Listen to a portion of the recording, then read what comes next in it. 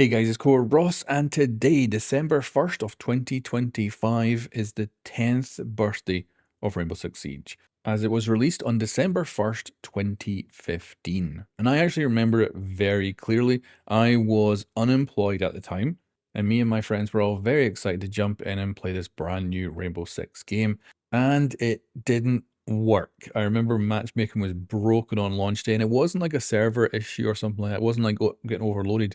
It was just something behind the scenes that was quite literally busted, and you would have to sit there and just initialize the queue over and over and over again until eventually you got in. Otherwise, the queue would last forever.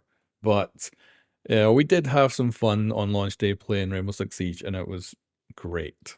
And of course, the thing about it is it was all brand new. We had played the beta beforehand, and this is the thing, the player base was going in pretty fresh, and as a result, you got that point in Rainbow Six Siege's history where you can never reproduce it because it was a brand new game, brand new player base going in for the first time. And if you look back at that gameplay, it looks like a bunch of complete noobs playing. And of course, it was. Everyone was. And that is that unique element of a brand new game launching up and everyone jumping in for the first time. And no matter what, you can never replicate that feeling again.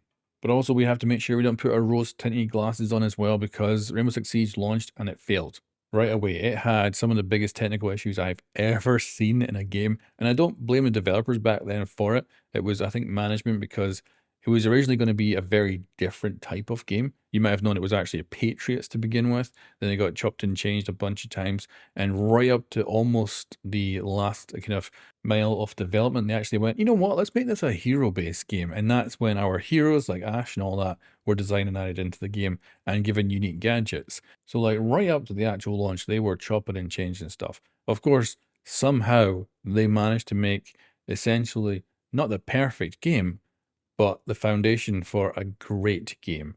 And it was rubble to begin with when it launched, but they managed to build it up to where it is today. And of course, it's changed a lot over the years. It's gone in all kinds of weird ass directions, like a counterterrorism team that decides, you know what, we're going to be a sports team now. And even though that was a really weird direction to go in, and most people look back on it in a negative way now, the fact is it did have an amazing silver lining, which was that it flushed out the characters and gave them personality and made them human. And looking back at the cinematics from those times, there was so much personality in them. Mike Baker, Special Air Service. Seamus Calden, Sanitation. I suppose the crowd surprised me the most. I was not expecting the sheer power of it.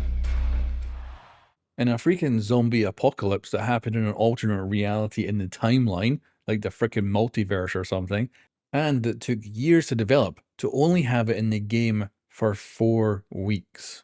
Like, that is some rather interesting management choices, and I will say brave ones too. Like, Outbreak is probably looked back on as one of the most favorable things about Siege now, even though it was the weirdest thing at the time, and again for just 4 weeks. So yeah, Rainbow Six Siege, what a game. Like, launching basically dead, somehow getting revived, somehow getting all these weird things added into it, and still going on. And then today, still being fully supported by Ubisoft, with them even going in and making obviously Siege X to try and kind of lock down the foundation for the next 10 years if they can keep it going. So like, whew, what a freaking weird history for a game looking back at it now. And it's been fun. Like, obviously, I found my first bit of success on YouTube because of the Rainbow Six Siege Mythbuster series that I started up, and I was not expecting it to be successful or anything like that. But for someone, like I said, back then I was unemployed. I had just been made redundant, so it was a lucky coincidence. Otherwise, obviously, I wouldn't probably be doing this YouTube channel the way I am today if it wasn't for Siege. Now, guys, I would like you to use the comment section below to reminisce about the game. What I'd love to hear is your favorite parts, because everyone's going to have potentially joined at different times. Like, people might have joined during Outbreak or something like that. You might have joined during the original launch. You might have played the beta. You might have joined in year 5 or year 7. And I would love to know what your kind of like top memory is, or a thing you would love to see back in Siege one day or something like that. Because everyone's version of their perfect Siege is very different from each other. So I'd love to hear what you guys kind of different views are of course, this 10-year-old game that many people have played with very different experiences. Anyway, guys, thank you very much for watching. and I'll catch you next time. There is always next year. Really? Next year? Absolutely. I will be here.